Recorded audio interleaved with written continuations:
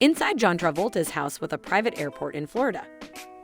John Travolta loves flying planes. As such, the trained pilot has a large collection of jets. Good thing he has an estimated net worth of around $250 million to fund this pleasure. Looking to making his pleasure more accessible, he ended up buying a mansion that contains its own airport. Hello and welcome back to another video here on Luxury Needs, and in today's video we'll be taking a look at John Travolta's luxury airport mansion. We'll also be going through his collection of jets parked at the hangar. So make sure you fasten your seatbelts and let's fly into today's video. Before we begin with today's video, make sure you like and subscribe to our channel. Also, don't forget to turn on the bell for the latest notifications. Make sure you don't miss any video. Sorted. Let's get on with the video. John Travolta's Florida home is based at the estate of a jumbo lair airport near the city of Ocala. The whole area is 550 acres in size. In 2018, the average cost of an acre in Florida was $28,961. However, this takes into account expensive land costs in cities such as Miami as well as cheaper rural areas. As such, with this average, the jumbo lair airport land has just under a valuation of $16 million.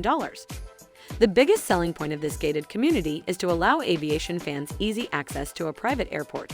The main runway is 7,550 feet long, paved and lighted. This is America's longest private runway. It's even able to accommodate large airplanes such as the Boeing 737. All of the 38 residential lots are fly-ins, allowing access to the large airstrip via smaller taxiways. In 1980, the estate was a ranch owned by socialite and equestrian Muriel Vanderbilt. Later, Arthur Jones, owner of fitness company Nautilus, purchased the area. He soon began incorporating his love of aviation to the estate. Reports state that the massive airstrip cost $6 million to create. In 1984, the property even became a haven for African wildlife. By 1989, Arthur Jones divorced from his wife Terry, who in turn began converting the estate into the flying community it is today. In 2019, news broke that the whole area was going on the market, along with the 550 acres. The package included the 5-bedroom, 7,686 square foot mansion that was created for Muriel Vanderbilt. The mansion hosts a swimming pool and fitness center with original Nautilus equipment. Also in the deal is an 8,735 square foot conference center banquet hall with a seating capacity of 400 people.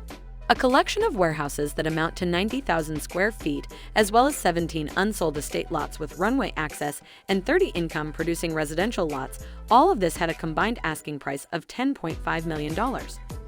Promoter and his late wife Preston were among the first to buy in the airport estate back in 2001. Travolta was always looking for a place that could accommodate these planes, and in the end he and Preston purchased 9.5 acres altogether, costing them around $3.5 million at the time. Today, taking inflation into account, it is worth over $5 million. Soon after, Travolta and Preston got to work building an 8,900 square foot mansion. Travolta also had the taxiway extended right to his front door.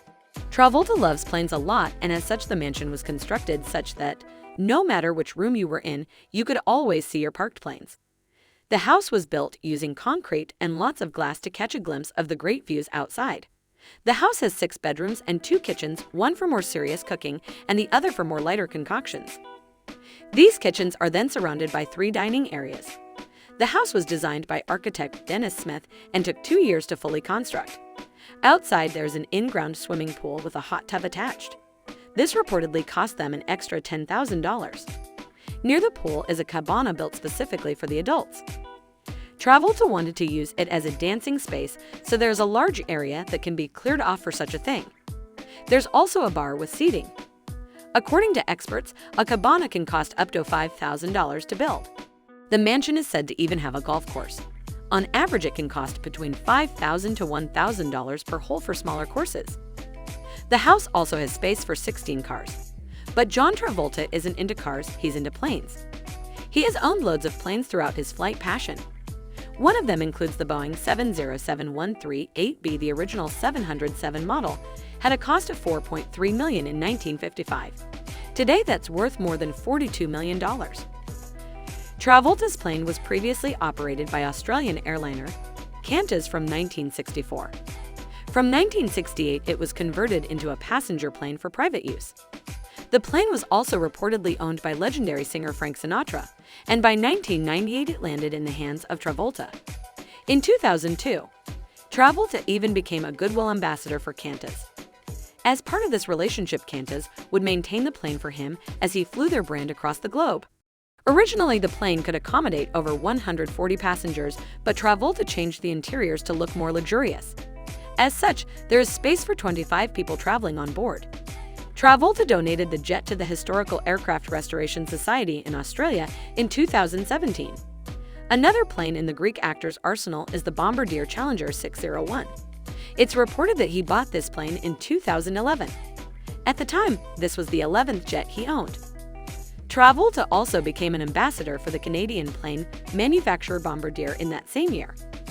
Reports suggest that the Bombardier cost nearly $21 million to purchase, and as for renting, it costs over $6,800 per hour according to some plane charter sites. As for Travolta's most famous planes, it's the Gulfstream II. It's well known due to a near-terrible accident nearly 3 decades ago. John was flying the Gulfstream from Florida to Maine when disaster struck. The plane's electrical circuit failed, rendering air traffic control unable to connect with Travolta. Luckily, though, John landed safely. At the time, the Gulfstream II was worth $5 million.